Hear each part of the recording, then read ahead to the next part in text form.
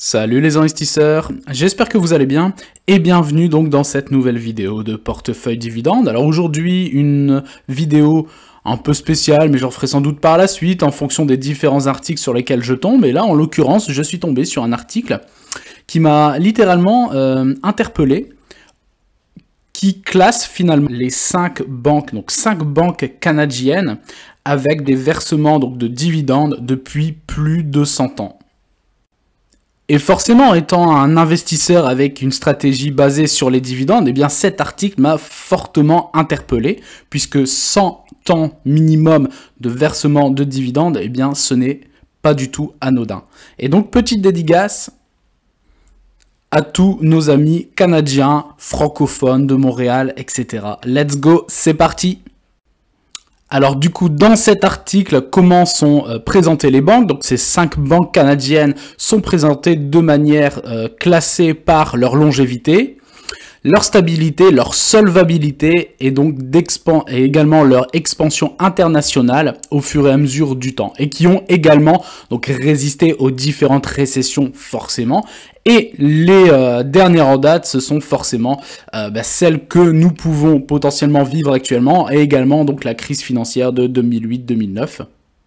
Et également une chose très intéressante, c'est que aucune de ces 5 banques donc stipulées dans cet article n'a eu besoin finalement d'un plan de sauvetage. Et donc celles-ci, au fur et à mesure du temps, sont vraiment devenues des leaders incontestés donc dans le secteur financier en général et surtout au Canada. Alors on commence ici avec donc Bank of Montréal, la Banque de Montréal, qui est un payeur de dividendes, comme stipulé, tenez-vous bien, depuis 1829. C'est tout bonnement exceptionnel. Alors forcément, ce ne sont pas que des dividendes croissants. Ce sont des dividendes qui sont versés avec des hauts, des bas, des augmentations puis des baisses. Ça, c'est indéniable. Mais il n'y a jamais eu de coupure depuis 1829. Est-ce que vous pouvez vous imaginer? Même moi, en lisant et en tournant la vidéo, je ne m'imagine même pas ça finalement. C'est juste incroyable. Donc la Banque de Montréal étant une des plus grandes institutions financières du Canada, et donc cela s'explique en partie par une politique donc de l'entreprise qui est stricte, consistant à maintenir un taux de distribution de dividendes, donc compris entre 40 et 50% grand maximum. Donc pour résumer en gros comment elle arrive finalement à avoir ce taux de distribution depuis tant d'années et ce versement de dividendes constant, eh bien grâce à des investissements stratégiques, à également un marché qui est en maturité, en étant leader également dans son secteur. Pareil concernant la croissance, toujours optimiser sa croissance, et on voit également ici, il est stipulé que la Banque de Montréal a eu comme objectif de s'étendre donc au niveau international, et également comme priorité de stratégie les marchés émergents et également l'expansion aux États-Unis, puisque c'est l'un des plus gros marchés. Alors du coup ici, pour la Banque de Montréal, le versement du dividende est de 4,46 $ donc par action. Le rendement actuel est de 5,18 $ pour un cours de bourse qui est de 86,09 $. On voit ici donc le average price recovery qui est de 10 jours, donc il faut 10 jours à l'entreprise pour qu'elle retrouve son cours de bourse avant détachement du dividende. Et on voit ici, vous voyez, donc elle se tient à ses objectifs, puisque le payout ratio est en l'occurrence actuellement, de 46%. Et donc le rendement est supérieur de quasiment 2% par rapport au secteur financier en général, qui est lui de 3,18%. Et donc si je passe sur Morning, ici, on voit ici la valorisation, l'entreprise est potentiellement à sa juste valeur. Alors on ne va pas l'analyser puisqu'on va regarder les 5 banques concernant l'article, mais on voit ici que le prix est plutôt correct potentiellement pour un point d'entrée. Et ici, si on descend, on voit donc l'historique du dividende depuis 2002. Donc vous voyez, c'est pas uniquement que de la croissance. On va dire que depuis peut-être 2016, il y a une croissance du dividende, après il y a une légère stagnation, ça a baissé ensuite un petit peu, etc. Ça fluctue, mais on voit que sinon le dividende est toujours très solide en l'occurrence. La deuxième banque est la Banque de Nouvelle-Écosse. Donc c'est-à-dire Bank of Nova Scotia. Et donc après, je pense que pour les stratégies, puisque vous avez la croissance qui est toujours présente, le payout ratio qui est toujours aux alentours des 50, grand maximum 60% de distribution. Sans doute également l'expansion, donc que ce soit des banques, des filiales et des produits finalement bancaires qui se développent, que ce soit dans le pays mais également à l'international. Les potentiels bénéfices forcément des banques. Et donc vous voyez ici donc le prix du cours de bourse, donc cela en dollars, donc de Bank of Nova Scotia est de 47,44 $ l'action pour un dividende de 3,20 $, ce qui nous fait donc un rendement de 6,75%. Et donc toujours pareil, hein, forcément là quasiment 2 fois supérieur au secteur financier en général. Et ici, vous voyez donc très rapidement le average price recovery, donc 6 jours. Donc il faut 6 jours à l'entreprise pour qu'elle retrouve son cours de bourse avant le détachement du dividende. Donc c'est très très rapide. Et vous voyez également ici le payout ratio qui est donc de 60% grand maximum. Et donc c'est très très positif dans le sens où depuis toutes ces décennies, si ces banques, en l'occurrence ces 5 banques là précisément, arrivent à maintenir du coup un ratio de distribution de grand maximum 60%, c'est vraiment exceptionnel. Et du coup ici, alors voilà le rendement de 7%, la sûreté du dividende ici notée par Morning, donc 14, et la croissance du dividende notée potentiel moyen 10, ce qui nous fait quand même finalement sur les 5 dernières années un rendement moyen concernant la croissance de 5%. La capitalisation boursière de cette banque, donc Bank of Nova Scotia, est de 56 milliards de dollars. Donc voilà, et on voit si on descend ici donc l'historique donc du dividende depuis 2002, et vous voyez donc comme la banque précédente, on voit que c'est clairement en dents de scie, mais sur le long terme, c'est toujours en nette progression, puisque vous voyez en 2002, on était à 37 centimes de dollars par action, et on se retrouve 20 ans plus tard à 3,21 $ par action.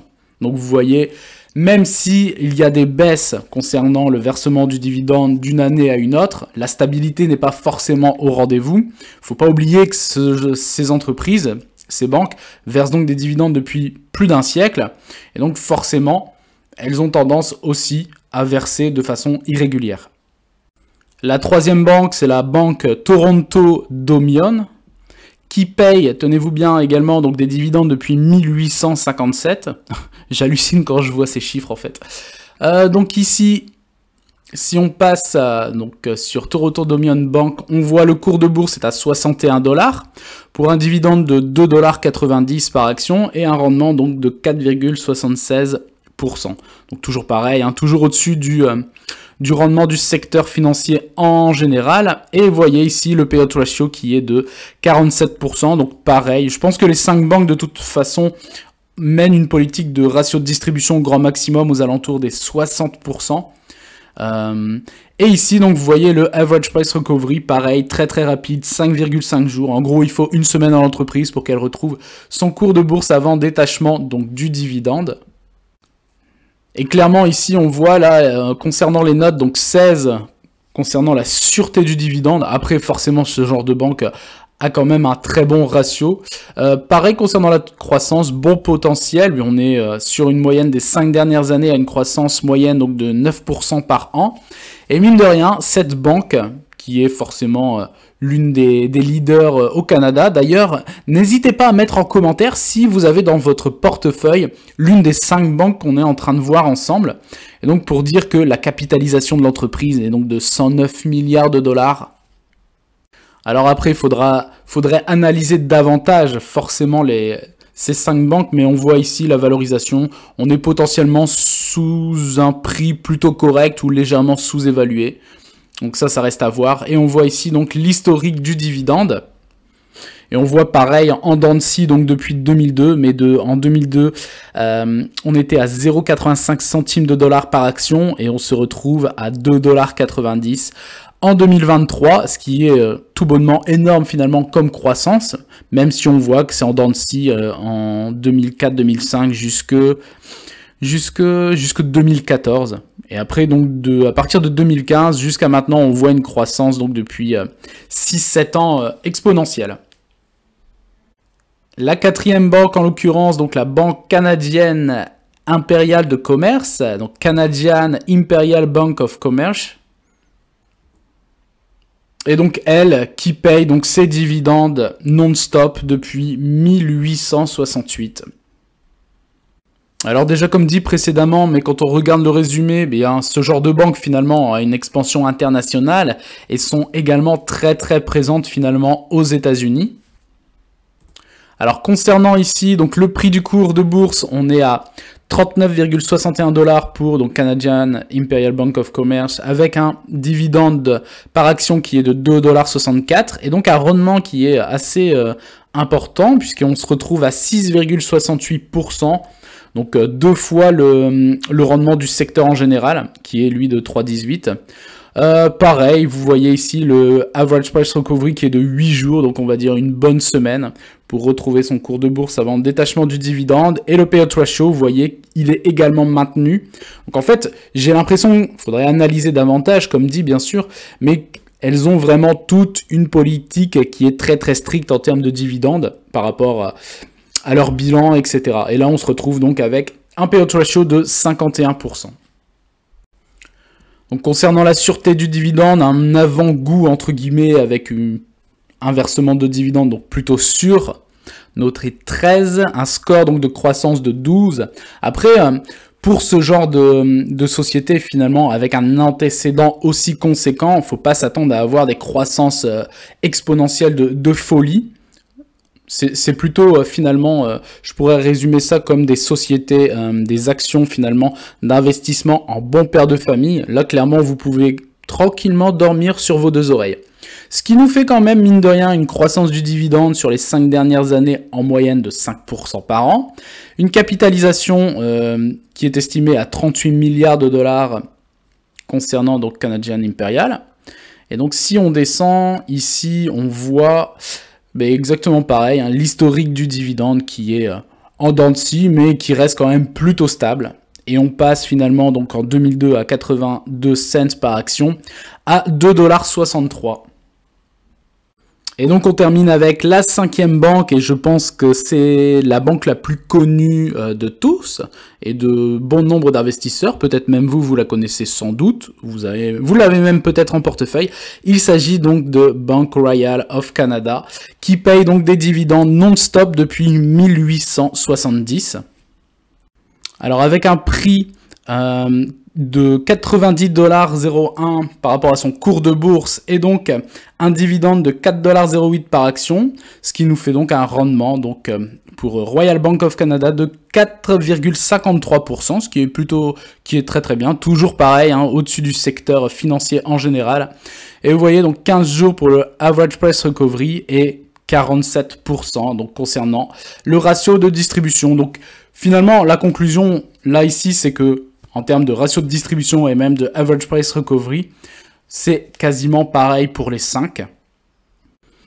Et donc, forcément, la plus connue, sans doute, et du coup, en termes de capitalisation, on est sur du 124 milliards de dollars sur le marché. Donc, c'est quand même énorme. Concernant la sûreté du dividende, plutôt sûr avec une note de 16 sur 20 et un score de croissance de 12. Bon, comme dit précédemment, il ne faut pas s'attendre à avoir des scores de croissance extraordinaires non plus. Mais mine de rien, avec une moyenne sur les 5 dernières années, ça fait quand même une croissance donc, de 8% par an, ce qui est très bien également. Et donc si on descend ici, donc on voit également concernant la valorisation, alors forcément je me répète, mais il faudrait analyser davantage tout ce qui est bilan comptable, etc., compte de résultats, mais on voit ici, d'après Morning, que la valorisation donc, de l'entreprise sur le marché, le prix serait à sa juste valeur théorique. Et si on voit ici donc l'historique donc du dividende, et on voit qu'on est vraiment sur une très belle croissance, à part une ou deux stabilisations, mais depuis 2002, on passe sur une croissance assez conséquente, passant de 49 centimes de dollars par action en 2002. Donc en 20 ans, on passe de 49 centimes à 4,09 $. C'est tout bonnement exceptionnel. Alors clairement, ce sont pour moi des sociétés à avoir dans son portefeuille, en bon père de famille, très clairement, vous pouvez dormir sur vos deux oreilles. Après, forcément, il faudrait analyser davantage. Mais ce sont clairement 5 banques qui sont leaders dans leur domaine au Canada. Je me répète, mais n'hésitez pas à mettre en commentaire si vous en avez dans votre portefeuille. Ou si même, si vous êtes Canadien, si vous avez un compte chez eux, il n'y a pas de souci, vous pouvez noter, vous pouvez stipuler en commentaire. On voit des versements de dividendes depuis plus d'un siècle, un siècle et demi, c'est tout bonnement exceptionnel. Ce qui souligne finalement les bons résultats donc des entreprises, la solidité financière, la maturité, le développement, la croissance, la gestion, parce que finalement il y a beaucoup d'entreprises qui ont potentiellement des très bons résultats, mais avec un board qui peut être totalement lamentable, là ce qui n'est absolument pas le cas. Donc voilà, j'espère que cette petite vidéo vous aura plu, n'hésitez pas à vous abonner, à liker, à partager, et je vous dis à très bientôt pour une prochaine vidéo, ciao!